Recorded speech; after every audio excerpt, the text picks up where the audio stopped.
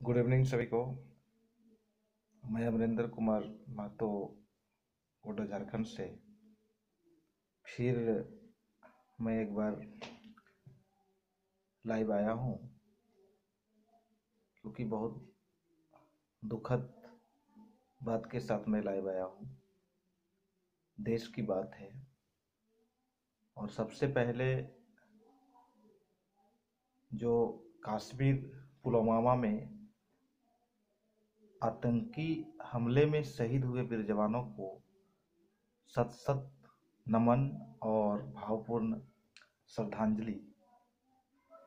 इसके साथ मैं एक शुरू से सैनिक में जाने का सोच रखा था, और आज जो हमारे देश में बार बार जो एक ही घटना दोहराई जा रहा है, जो कि बहुत दुखद है।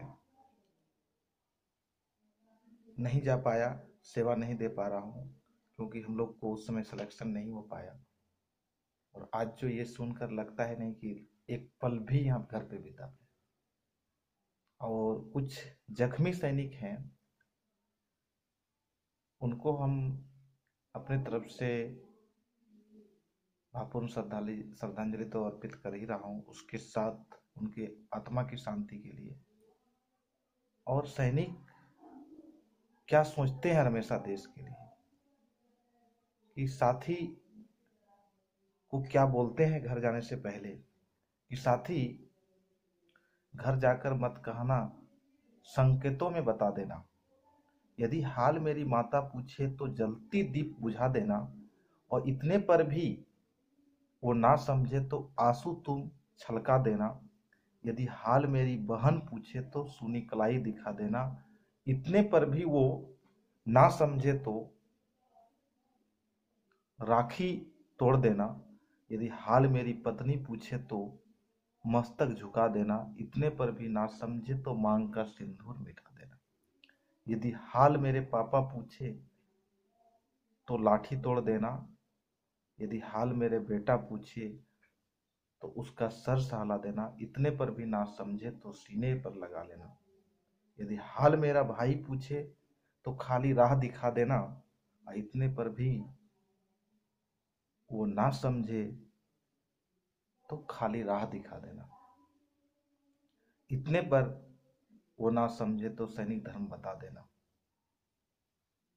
और इसी के साथ हम बोलना चाहेंगे कि पुलवामा में हमारे जवानों को शहीद करने वाले आतंकवादियों को सरकार से मेरी गुजारिश है कि इतनी कड़ी से कड़ी सजा दे उनको, और इतनी कड़ी से कड़ी बदतर मौत मारे, ताकि ये लोग फिर से ऐसा कोई आतंकी धमाका करने के लिए 100 बार नहीं 1000 बार सोचे।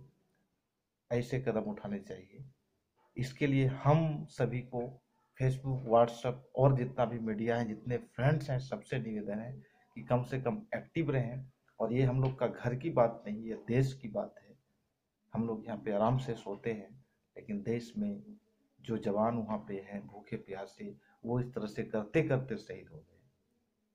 और हम उन लोगों के लिए दो शब्द बोलना चाहेंगे जो कि चंद पैसे के बल पे अपना ईमान खो बैठते हैं और अपने देश से प्यार नहीं करते हैं।